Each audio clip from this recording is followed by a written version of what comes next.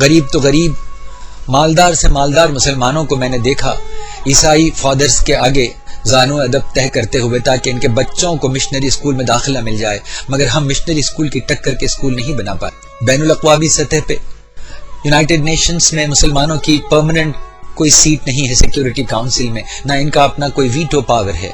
آپ کی طرح مجھے بھی طلب ہے، خواہش ہے کہ مسلمانوں کی عمدہ لوکیلٹیز ہوں، بڑے اچھے محلے ہوں، صاف ستھری شفاف سڑکیں ہوں، بڑے پیارے مکان ہوں، مسلمان بچے امتحانوں میں بڑے امتیاز سے کامیاب ہوں، اونچے نشانات لے کے آئیں، بڑے اچھے چیمپئن بنے، پیارے پیارے صحت مند بچے عمدہ سبز شاداب باغوں میں کھیلتے ہوئے مسکراتے ہوئے ان کے چہچہانے کی آوازیں سنیں۔ میں بھی ترستا ہوں، مجھے بھی خواہش ہے کہ ہمارے ضعیف، ہمارے بزرگ اپنی شامیں، اپنے دوپہر، اپنی سپہر سبز لانس میں درختوں کے سائے میں بتائیں۔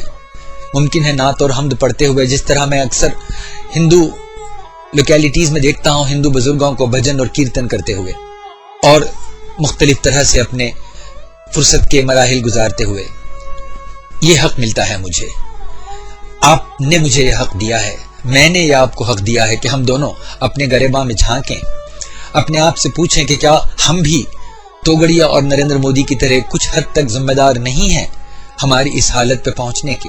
نہیں، ہر اقلیت کو ایسی دشواریاں نہیں فیس کرنی پڑتی ہیں۔ ہندوستان میں پارسی خاصی آبرو اور عزت سے رہتے ہیں، سکھ اور جین، پنجاب میں سکھوں کے ساتھ یقیناً مسئلہ ہوا، لیکن سارے ہندوستان میں سکھ سرخرو ہیں، گردوارے بنتے ہیں اور بڑی حفاظت سے ان میں عبادت ہوتی ہے۔ جینس زندگی کے ہر شعبے میں آگے بڑھ رہے ہیں، حتیٰ کہ کرسچنز جن کے سامنے امتیاز برتا جاتا ہے، ہماری طرح ہندوؤں کا ایک طبقہ عیسائیوں سے متعصب ہے۔ ہر شہر میں آپ کو عیسائی اسکول، عیسائی ہسپتال مل جائیں گے اور بہت ممکن ہے شہر کے 5 بہترین اسکولوں اور ہسپتالوں میں ان کا شمار ہوتا ہو۔ تو عجب نہیں کہ ہم بھی یہ کر سکتے۔ ایک پتھر کی بھی تقدیر بدل سکتی ہے، شرط یہ ہے کہ طریقے سے تراشا جائے۔ نہ بھولیں ہم کہ اس ملک میں عیسائیوں کو لگ بھگ وہی مسائل درپیش ہیں جو ہمیں ہیں، لیکن بین الاقوامی سطح پہ عیسائی منظم ہیں، طاقتور ہیں۔ یہی وجہ تھی کہ اڑیسہ میں جب ایک گراہم سٹینز کے خاندان پہ حملہ ہوا، انہیں بے رحمانہ اور بے دردانہ طریقے سے قتل کیا گیا، تو پوری دنیا اٹھ کھڑی ہوئی۔ حکومت ہند اور حکومت اڑیسہ نے فوراً قدم اٹھائے، دارا سنگھ دا کلر، اس کو پکڑا گیا اور اس کو پھانسی کی سزا سنائی گئی۔ گجرات کے 2000 مسلمانوں کو مارنے والوں میں سے ایک کو بھی ہنوز کسی طرح کی سزا نہیں سنائی گئی۔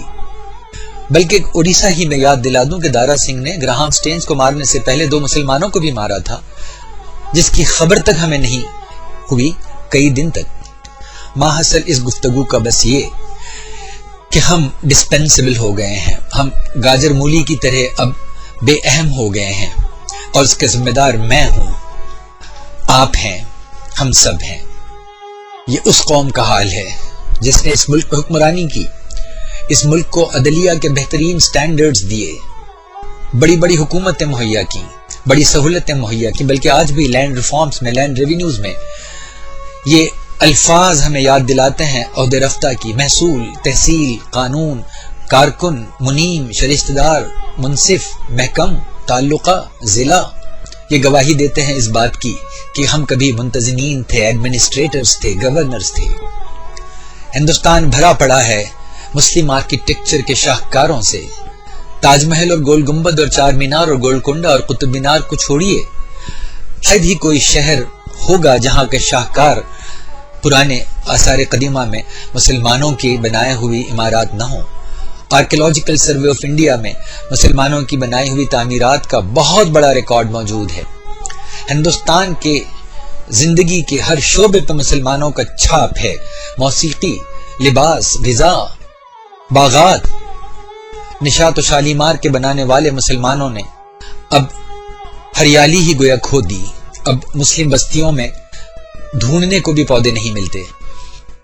اتنا گراں قدر ہمارا سرمایہ تھا، بلکہ اب بھی ہمارے ہاں ایسے شاندار ڈھانچے موجود ہیں، ایسا گراں قدر ورثہ ہے اور ایسی روایات موجود ہیں جن کے بلبوتے ہم ایک مستقبل تعمیر کر سکتے ہیں.